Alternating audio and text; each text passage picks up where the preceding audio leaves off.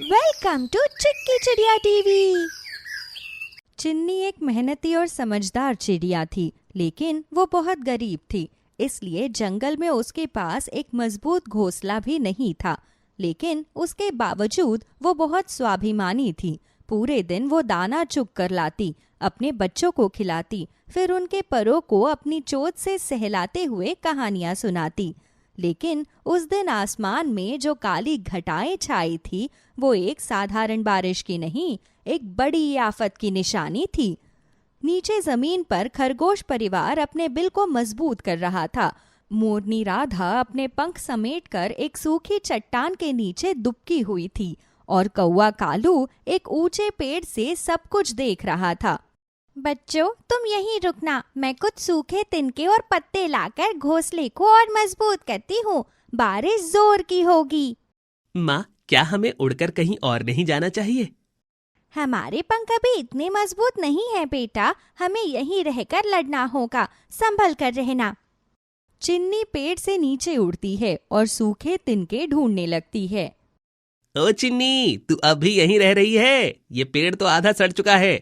एक तेज हवा आएगी और ये गिर जाएगा। मुझे कहीं और जगह नहीं मिली कालू, मेरे बच्चों के लिए यही कुछ बचा है। तू उड़कर दूर जा सकता है, मैं नहीं। इसी बीच खरगोशिन झुमकी, जो नीचे बिल में छुपी थी, बाहर झांकती है। अरे चिन्नी बहन, नीचे आ जाओ, हमारे बिल में थोड़ा सा कोना है, अगर चाहो तो अपने बच्चों को ले आओ। नहीं झुमकी, शुक्रिया, लेकिन मेरा घोंसला मेरी जिम्मेदारी है, मैं इसे बचाने की पूरी कोशिश करूंगी। तेज हवा चलती है, आसमान में बिजली चमकती है, पेड़ के पत्ते उड़ने लगते हैं। चिन्नी तिनकों की गठरी चोंच में पकड़े हुए अपने घोंसले की तरफ उड़ती है। माँ कब आएंगी टीपू? मुझे डर लग रहा है मीना, माँ की कहानियां याद आ रही हैं। उसी समय मोरनी राधा बोल उठती है, जो पास के पेड़ के नीचे बैठी थी। ओ चिन्नी, अगर घोंसला बच ना सका तो हमारे साथ चलना, तुम्हें और बच्चों को अपने पंखों में छुपा लूंगी। धन्यवाद राधा बहन, अभी तो कोशिश करना ही हमारा धर्म है। बरसात शुरू हो चुकी थी। पानी की बड़ी बड़ी बूंदें नीम के पुराने पत्तों को भेद रही थी। चिन्नी ने बड़ी मुश्किल से तिनकों को फंसाकर घोंसले के चारों ओर एक ढाल बनाई, ताकि बच्चे भीग ना जाए। पर बारिश थमने का नाम नहीं ले रही थी। अब चुनौती केवल पानी से नहीं थी, बल्कि ठंडी हवा, टूटे हुए डाल और चिन्नी की थकान से भी थी। बारिश अब लगातार तेज हो चुकी थी। चिन्नी का घोंसला कांप रहा था, जैसे हर पल बिखर जाएगा। लेकिन उसने हार नहीं मानी। वो बार बार अपने पंखों से बच्चों को ढकती, उन्हें गर्म रखने की कोशिश करती। नीचे झुमकी खरगोशिन अपने बच्चों को सुला चुकी थी, लेकिन उसका ध्यान बार बार ऊपर की ओर जा रहा था, उस चिड़िया की ओर जो अपने पंखों से तूफान को मात देने में जुटी थी। चिन्नी, तू पागल हो गई है क्या? अब भी वहीं बैठी है? पेड़ किसी भी वक्त गिर सकता है। मैं अपनी कोशिश से पीछे नहीं हट सकती कालू। जब तक मेरा शरीर जिंदा है, मैं अपने बच्चों को कुछ नहीं होने दूंगी। माँ, मुझे ठंड लग रही है। माँ यही है मेरे बच्चों, सब ठीक हो जाएगा। बिजली फिर चमकती है, एक डाली गिरती है और पेड़ का संतुलन बिगड़ता है। पेड़ की जड़ें हिलने लगती है। चिन्नी, जल्दी नीचे आ जा, ये पेड़ अब नहीं टिकेगा। हे ऊपर वाले, बच्चों को बचा ले, मेरी जान ले ले, पर इन नन्हे पंखों को छूना मत। झुमकी खरगोशन घबराकर अपने बिल से बाहर आती है। राधा बहन, कुछ करना होगा, पेड़ झुक रहा है, वो चिड़िया और उसके बच्चे। मेरे पंखों में ताकत नहीं बची, लेकिन अगर कालू मदद करे तो हम कुछ कर सकते हैं। ठीक है, मैं उड़कर मदद लाता हूँ। जंगल के कोने में उल्लू बाबा रहते हैं, वो पुराने पेड़ों को बचाने की विद्या जानते हैं। तो जा कालू, तेरे पंख सबसे तेज है। कालू बिजली और बारिश के बीच उड़ जाता है। पेड़ अब और झुक चुका था। चिन्नी अब पत्तों से टूटे हुए हिस्से बंद कर रही थी। नीचे से खरगोशिन, झुमकी और राधा बार बार चिल्ला रही थी। जंगल की बाकी चिड़ियां भी छांव में छुपी थी, लेकिन कोई हिम्मत नहीं जुटा पा रहा था कि उस पेड़ के पास जाए। इसी बीच जंगल के पीछे की ओर से कुछ चमकदार आंखें दिखाई दी। कालू कौवा आंधी तूफान के बीच जंगल के पीछे वाले हिस्से की ओर उड़ता गया। वहां एक पुराना बटवृक्ष था जहां जंगल के सबसे बूढ़े और समझदार जीव रहते थे, उल्लू बाबा। उनके बारे में कहा जाता था कि वे रात के सन्नाटे में पेड़ों की आवाजें भी सुन लेते थे। इधर चिन्नी अब थक चुकी थी, लेकिन उसके पंख अब भी बच्चों पर तने थे। घोंसला भीग चुका था, पेड़ अब लगभग झुक गया था और एक आखिरी झोंका उसकी जड़ें उखाड़ सकता था। माँ, क्या हम सब मरने वाले हैं? नहीं बेटा, जब तक माँ जिंदा है मौत पास नहीं आ सकती। ठीक उसी समय कालू कौवा उल्लू बाबा के पेड़ पर पहुंचता है। बाबा जल्दी चलिए, चिन्नी और उसके बच्चे, वो पेड़ गिरने वाला है। मैं जानता हूँ कालू, उस पेड़ की आह मुझे कल रात से ही सुनाई दे रही थी। चलो, मेरे पास एक उपाय है। उल्लू बाबा उड़ते हैं, उनके पंख चमकदार थे और आंखों में एक अलग चमक थी। कालू उनके साथ लौटता है। जैसे ही उल्लू बाबा पेड़ के पास पहुंचे, राधा और झुमकी ने राहत की सांस ली। अब उम्मीद की किरण जागी थी, लेकिन बारिश अभी भी रुकने का नाम नहीं ले रही थी। उल्लू बाबा जल्दी कुछ कीजिए, चिन्नी अब भी बच्चों को ढके बैठी है। घबराओ मत चन्नी, क्या तुम मुझे सुन सकती हो? हाँ बाबा। बस थोड़ा और धैर्य रखो, मैं इस पेड़ की आत्मा को पुकारूंगा, वो अब भी जाग रही है। उल्लू बाबा आंखें बंद कर मंत्र पढ़ने लगते हैं। उनकी आवाज भारी होती जाती है, जैसे जंगल की आत्मा को छू रही हो। बिजली चमकती है, लेकिन इस बार पेड़ हिलना बंद हो जाता है। जड़ें जो ढीली हो गई थी, जैसे फिर से मिट्टी में जकड़ जाती है। ये क्या हो रहा है? उल्लू बाबा जंगल के सबसे पुराने रक्षक है, ये पेड़ उन्हें सुनता है। माँ, घोंसला अब नहीं हिल रहा। धन्यवाद बाबा, आपने मेरे बच्चों की जान बचा ली। मैंने नहीं, तुम्हारे साहस ने उन्हें बचाया है। पेड़ ने तुम्हारे समर्पण को महसूस किया और गिरने से इनकार कर दिया। बारिश अब भी चल रही थी, लेकिन तूफान की ताकत जैसे टूट चुकी थी। जंगल के हर जीव की आंखों में राहत थी। चिन्नी के नन्हे बच्चों ने पहली बार चैन की नींद ली और आसमान में पहली बार एक नन्ही सी सुनहरी किरण दिखाई दी। अगली सुबह की पहली किरणें नीम के पुराने पेड़ की फूटी डालियों पर पड़ी। चिन्नी का घोंसला अब स्थिर था, लेकिन उसमें रात की लड़ाई के निशान बाकी थे। तिनके बिखरे थे, दीवारें भीगी थी और चिन्नी के पंख थक कर गिर चुके थे। नीचे जमीन पर राधा मोरनी, झुमकी खरगोशन और कालू कौवा सभी उस पेड़ के नीचे जमा हो गए थे। उल्लू बाबा एक टहनी पर शांत बैठे थे, जैसे किसी परीक्षा का परिणाम जानने आए हो। क्या लगता है, अब वो घोंसला टिक पाएगा? अगर चिन्नी टिक गई तो घोंसला भी टिकेगा। माओ में पेड़ से ज्यादा जड़ें होती है। इसी बीच घोंसले से मीना की एक हल्की आवाज आती है। भाइयों, माँ अभी तक सोई है। शायद वो बहुत थक गई है। चिन्नी अपने पंख खोलती है, धीरे से मुस्कुराती है, बच्चों को अपने पंखों में समेटती है। जाग गए मेरे नन्हे बच्चों, माँ अब कहीं नहीं जाएगी। बच्चे उसके पंख से चिपक जाते हैं। नीचे राधा और झुमकी की आंखें भीग जाती है। बस करो सब, कोई देख लेगा तो कहेगा कालू कौवा रो रहा था। तू रोया नहीं कालू, तू बड़ा हो गया है। इस जंगल को अब तुम्हारी जरूरत है। उल्लू बाबा की बातें सबने ध्यान से सुनी। पेड़ अब शांत खड़ा था, मानो वो खुद भी चिन्नी को सलाम कर रहा हो। लेकिन ये शांति स्थायी नहीं थी। जंगल के एक कोने से अजीब सी सरसराहट की आवाजें आ रही थी, जो सुबह की नमी के बीच किसी खतरे की आहट दे रही थी। तुम सबने सुना? ये कैसी आवाज है? कहीं वो शिकारी तो नहीं लौट आया? पिछले साल भी तो इसी मौसम में आया था। मैं जाकर देखता हूँ, अगर कुछ गड़बड़ हुई तो सबको बता दूंगा।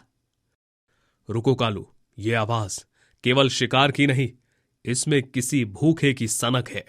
चिन्नी अपने बच्चों को संभालने में लगी रही, लेकिन अब उसके मन में डर की एक नई लहर दौड़ चुकी थी। उस पेड़ को भले उसने और बाबा ने बचा लिया हो, पर जंगल अभी भी पूरी तरह सुरक्षित नहीं था। जंगल के सन्नाटे में एक अजीब सी सरसराहट फैलती जा रही थी। बूंदों की जगह अब मिट्टी की सौंधी महक थी। लेकिन उस सौंधी महक के बीच में एक खतरे की गंध थी, कुछ ऐसा जो पहले भी आ चुका था और इस बार और भी चुपके से लौट आया था। कौवा कालू अब जंगल के उत्तर पश्चिम कोने की ओर उड़ चला। वहां उसे झाड़ियों में कुछ हिलता दिखा। ये आवाज तो किसी भारी जानवर की लगती है। कहीं वो शिकारी भालू तो नहीं? उसने देखा एक दुबला पतला भूखा जंगली नेवला पेड़ों की ओर से धीरे धीरे पेड़ों के बीच घुसता जा रहा था। मुझे बस एक आसान शिकार चाहिए, कोई नन्हा परिंदा भी चलेगा। कालू डरता है लेकिन तुरंत वापस उड़कर पेड़ तक आता है। पेड़ के पास सभी एकत्रित होते हैं। नेवला आ रहा है और वो भूखा है, वो सीधा हमारी तरफ आ रहा है। किसी को डरने की जरूरत नहीं, ये जंगल हमारी माँ है और माँ की रक्षा बच्चे मिलकर करते हैं। नेवला अब पास आ चुका था। उसकी आंखें लाल थी और दांत बाहर निकले हुए। वो चिन्नी के पेड़ के नीचे रुक गया। ऊपर देखा, भीगे घोंसले में 3 नन्हे परिंदे। वो आगे बढ़ा लेकिन तभी, तू एक कदम और बढ़ा नेवले तो मेरी चोट से तेरा रास्ता बंद हो जाएगा और मैं अपनी सुरंगों से इतनी मिट्टी उछाल दूंगी कि तू रास्ता भूल जाएगा। और मैं ऊपर से आकर तेरी आंखों में चोंच मार दूंगा। तुम सब मिलकर मुझे रोक सकोगे? मैं अकेला नहीं डरता। और अगर मैं कहूं कि पूरा जंगल तेरे खिलाफ है तो क्या तब भी नहीं डरेगा? उल्लू बाबा की आंखें चमकती है और उनके पीछे पेड़ों से ढेरों जानवर, गिलहरियां, हिरण, लोमड़ी, बगुले एकत्रित हो जाते हैं। ठीक है, मैं जा रहा हूँ। भूखा हूँ लेकिन मूर्ख नहीं। तुम सबको एक साथ हराना नामुमकिन है। वो फुफकारता हुआ पीछे हटता है और झाड़ियों में गायब हो जाता है। बारिश अब पूरी तरह थम चुकी थी। बादलों की चादर हटी और नीला आसमान मुस्कुराया। चिन्नी अपने बच्चों को सीने से लगाए बैठी थी। जंगल में खुशी और गर्व की एक लहर थी। सबने मिलकर एक माँ और उसके बच्चों को बचाया था। पेड़ पर अब नए पत्ते निकलने लगे थे। घोंसले की मरम्मत भी सबने मिलकर की। गिलहरियां तिनके लाई, कालू ने सूखी पत्तियां बिछाई और राधा ने अपने कुछ नरम पंख दिए ताकि बच्चों को सर्दी ना लगे। माँ, क्या सब कुछ ठीक हो गया? हाँ मेरे बच्चों, अब सब ठीक है, क्योंकि जब पूरा जंगल एक साथ हो तो कोई मुसीबत टिक नहीं सकती। और यही इस जंगल की सच्ची ताकत है, एकता, साहस और प्रेम। अगर हम एकजुट होकर प्रेम और साहस से काम ले तो सबसे बड़ी मुसीबत भी हार मान जाती है। किसी का छोटा सा बलिदान भी पूरे जंगल को बचा सकता है। सुबह सुबह चिक्की चिड़िया सैर करके अपने घोंसले में लौटती है, जिसके बाद वो अपने बच्चों टीपू, मीना और गोलू को उठाती है और बोलती है, अरे बच्चों, जल्दी जल्दी उठ जाओ, आज तुम्हें स्कूल जाना है। भूल गए क्या? पहला दिन है आज तुम्हारे स्कूल का। माँ, थोड़ी देर और सोने दो ना, बहुत अच्छी नींद आ रही है। हाँ, ठंडा ठंडा मौसम है, कितनी बढ़िया नींद आ रही है घोंसले में। हाँ, थोड़ी सी देर में उठकर फिर स्कूल चले जाएंगे हम तीनों, या कल से चले जाएंगे? थोड़ी देर? बिल्कुल भी नहीं। चलो चलो, उठो, जल्दी उठो और उठकर दाना पानी खा लो और फिर स्कूल जाओ। अब ये आलस और नहीं चलेगा बच्चों। चिक्की चिड़िया जैसे तैसे अपने 3 बच्चों को उठाती है और उन्हें दाना पानी खिलाकर स्कूल जाने के लिए तैयार कर देती है और तीनों को उनका बस्ता देते हुए बोलती है, स्कूल में अच्छे से पढ़ना, ठीक है? शैतानी मत करना और खाना खा लेना। अब रोज ऐसे ही जल्दी जल्दी उठना पड़ेगा क्या माँ? बिल्कुल, रोज ऐसे ही जल्दी उठना पड़ेगा और समय पर स्कूल जाना पड़ेगा। काश कि हम सब छोटे ही रहते तो स्कूल जाना ही ना पड़ता। और नहीं तो क्या, स्कूल जाने के लिए तो नींद खराब करनी पड़ती है। बस कुछ दिन शुरुआत के दिनों में ऐसा ही लगता है, लेकिन 1-2 दिनों में तुम्हें अपने आप आदत हो जाएगी जाने की और उठने की। काश ऐसा होता ना कि हफ्ते में एक ही दिन स्कूल जाना होता, तो सोचो कितना मजा आता। चलो अब बस करो, सारी बातें यहीं पर कर लोगे क्या? स्कूल के लिए देरी हो रही है। चलो, मैं तुम तीनों को स्कूल छोड़कर आती हूँ। तीनों बच्चे अपना बस्ता पहन के उड़ने के लिए तैयार हो जाते हैं, जिसके बाद चिक्की अपने बच्चों के साथ उड़ते हुए झबरी भालू के स्कूल में पहुंचती है, जहां पर जंगल के और भी पशु पक्षियों के बच्चे पढ़ने के लिए आए हुए थे। गोलू, मीना और टीपू तीनों ही बाकी सभी के साथ बैठ जाते हैं और चिक्की झबरी से बोलती है, मेरे बच्चों का आज पहला दिन है तो उनका अच्छे से ख्याल रखना आप। बिल्कुल चिंता मत करो तुम चिक्की चिड़िया। बाकी सब बच्चों के साथ साथ तुम्हारे बच्चे भी एकदम अच्छे से पढ़ाई करेंगे यहाँ। बस यही उम्मीद है मेरी, तभी तो अपने बच्चों को यहाँ आपके पास पढ़ाने के लिए लेकर आई हूँ मैं। फिक्र मत करो, पूरे जंगल का सबसे बढ़िया शिक्षक हूँ मैं। यूं ही थोड़ी ना नाम है पूरे जंगल में झबरी बालू का। कुछ देर बातें करने के बाद चिक्की चिड़िया वहां से चली जाती है।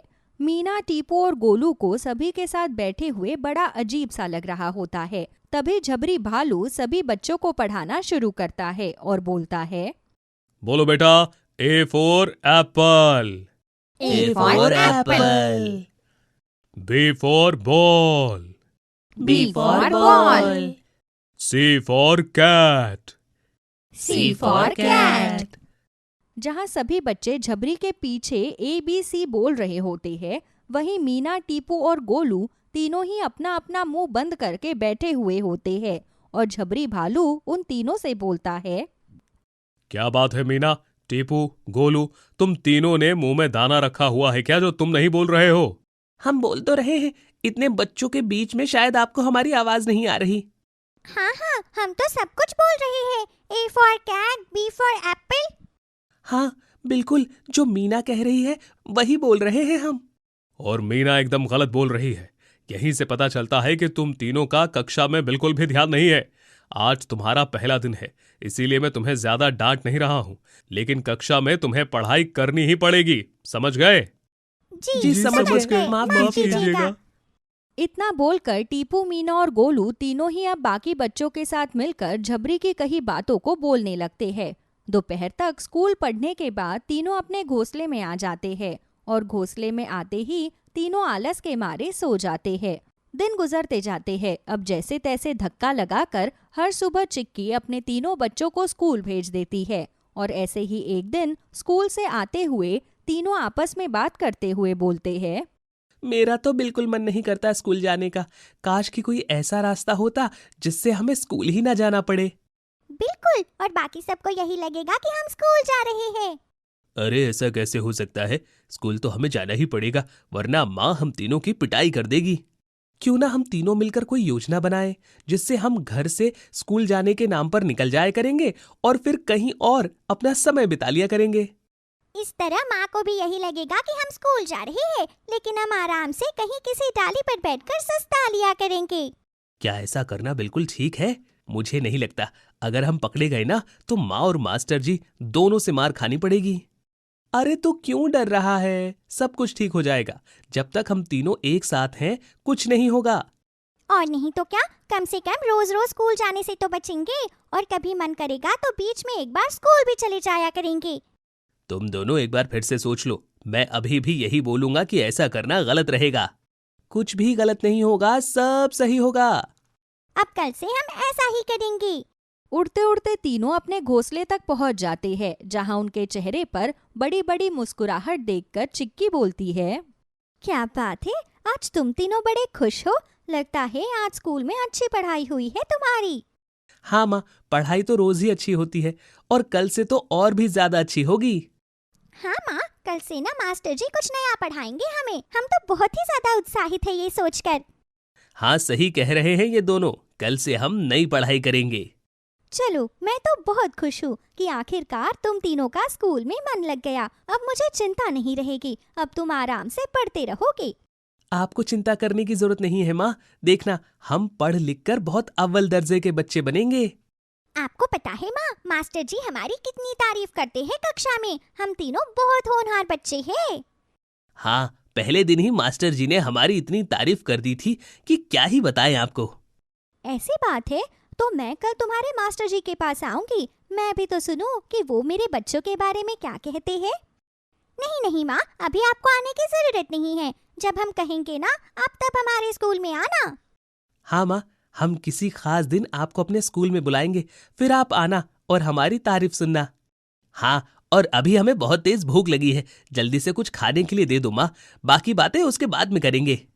अपने बच्चों की बातें सुनकर चिक्की बहुत खुश हो जाती है, जिसके बाद वो टीपू, मीना और गोलू को दाना पानी देती है और तीनों बच्चे दाना पानी खाकर आराम से सुस्ताने लगते हैं। अगली सुबह तीनों भाई बहन जल्दी से सुबह उठकर तैयार हो जाते हैं और अपना बस्ता पहनकर स्कूल जाने के लिए घोंसले से उड़ जाते हैं।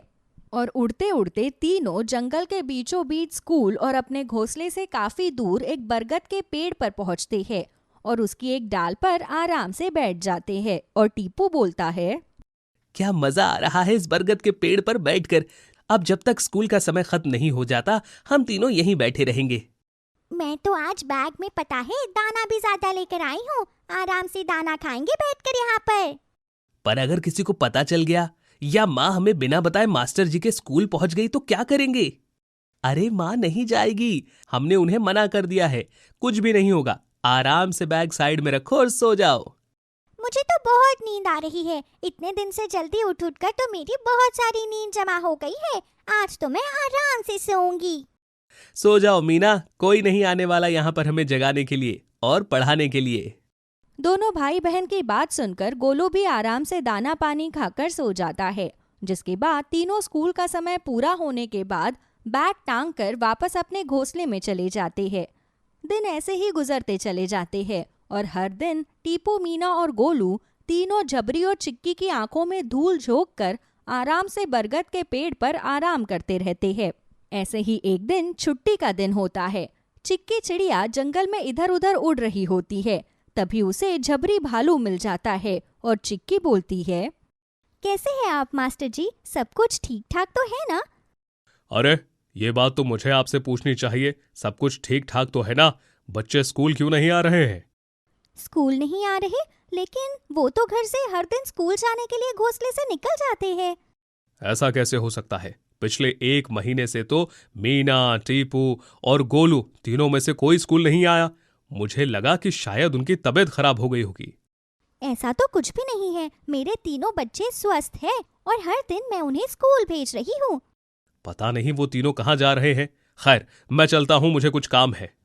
झबरी भालू की बातें सुनकर चिक्की चिड़िया को बहुत गुस्सा आता है। जिसके बाद वो अपने घोंसले में वापस चली जाती है, लेकिन अपने तीनों बच्चों से कुछ नहीं कहती। अगली सुबह जब टीपू, मीना और गोलू तीनों घर से स्कूल जाने के लिए बस्ता लेकर उड़ते हैं, तभी चिक्की चिड़िया भी उनके पीछे पीछे चोरी चुपके उड़कर जाने लगती है। और जैसे ही तीनों बरगद के पेड़ पर जाकर आराम फरमाने लगते हैं, तभी चिक्की चिड़िया उनके सामने आ जाती है और अपनी माँ को देखकर तीनों बच्चों के होश उड़ जाते हैं। और चिक्की बोलती है, वाह बच्चों वाह! अपनी माँ की आंखों में धूल झोंक कर तुम तीनों स्कूल जाने के नाम पर यहाँ पर आराम फरमा रही हो।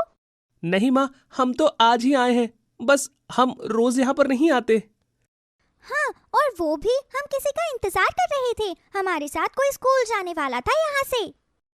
हाँ माँ, पर जिसका इंतजार कर रहे थे वो आई ही नहीं और उसके चक्कर में हमारी आंख लग गई। बस करो, और कितना झूठ बोलोगे? मुझे सारा सच पता चल चुका है कि तुम तीनों असल में स्कूल जा ही नहीं रहे हो। तुम्हारे मास्टर जी ने मुझे सब कुछ सच सच बता दिया है। मैं तुम तीनों पर इतना विश्वास करके तुम्हें हर दिन स्कूल भेज रही थी ताकि पढ़ लिख कर तुम कुछ अच्छा बन पाओ, लेकिन तुम तीनों ने शर्म के मारे आज मेरी नाक डुबा दी। इतना कहकर चिक्की चिड़िया वहां से उड़ जाती है। जिसके बाद मीना, गोलू और टीपू तीनों को बहुत ज्यादा शर्मिंदगी महसूस होती है और तीनों अपना अपना बस्ता उठाकर अपने स्कूल पहुंचते हैं और वहां जाकर झबरी भालू को सारी सच्चाई बताते हैं। और भालू बोलता है, तुम तीनों ने जो किया बहुत गलत किया, लेकिन तुम तीनों को अपनी गलती का पछतावा है, ये बहुत बड़ी बात है। मैं तुम तीनों को फिर से स्कूल में बैठने की इजाजत देता हूँ, लेकिन याद रखना अब की बार कोई धोखा नहीं चलेगा। ठीक है मास्टर जी।